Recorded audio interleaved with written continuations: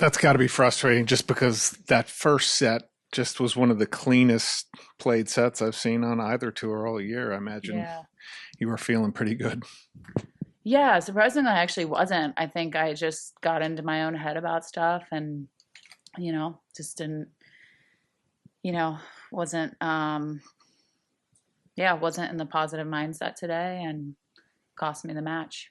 Even in the first set when things were Yeah, I going your way. think I'm just such a perfectionist and I think after the first set, I just kind of thought she wasn't playing that well and kind of got lucky. And then the second set, I thought, you know, I just didn't get through those challenging moments and just started questioning what I was doing. And just what makes her so tough? She has a way of sort of Yeah. neutralizing players sometimes that are out hitting her at Yeah. times.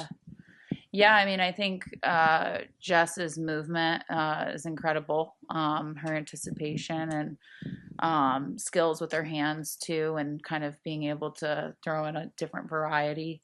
And I set up some of the points well and just was missing and not able to kind of execute, my strategy the way that I wanted to. So it just yeah, I think she did a good job of, running down extra balls and anticipating kind of what I was doing. And, some of the shots that I was missing by this much, or making by this much in the first set, then in the second set, it was like I was missing it by this much.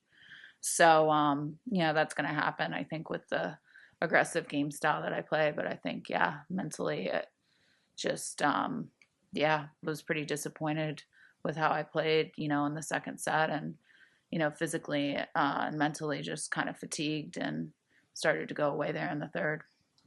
Was there a point in that second set where you started to notice that she was starting to play a little bit better and things were starting to go south for you, or were you just not feeling it the entire time?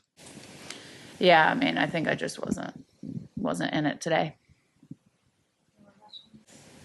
And just talk about where you are now. Obviously, you had a lot to defend between Miami and Charleston, and in a way, you felt like it was kind of a bonus coming down here anyway. Just how will Yeah. you head off to Europe into the clay season? Yeah, I mean, I don't know exactly what I'm going to play in Europe. Again, like coming off of like last year, like I'm kind of on my last stretch here of tournaments, and I'm not really concerned about rankings at this point. That's not why I'm playing.